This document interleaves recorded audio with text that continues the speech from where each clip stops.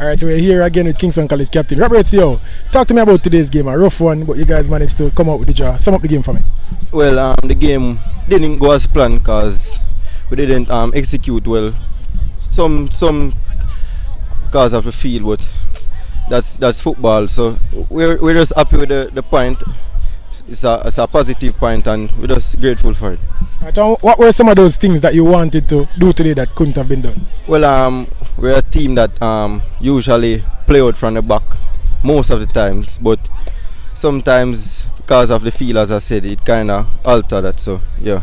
After you guys conceded that first goal, what was going through your mind as a captain of this team, as a KC man? You know, you never want to lose the Calabar in anything.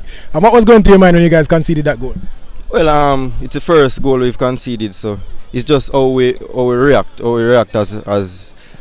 we're a team. We team is very young, so it's just how we react after the goal. I try to motivate the boys out there, and we got the points, so really happy for it.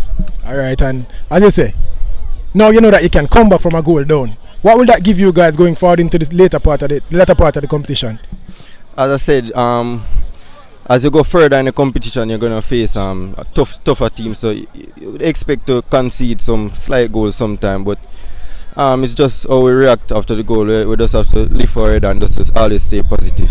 Alright, and on top of the group, what's the mood like in the KC camp? You know, you guys bounced in the semi-finals last year. How are you feeling about this year's competition? Well, we're doing great so far. We just can't get complacent at this moment. So we just take every game at a time and just to hopefully we can improve each and every step that we take. Alright, Skip, congrats on the draw. Good game. Alright, thanks. Yep.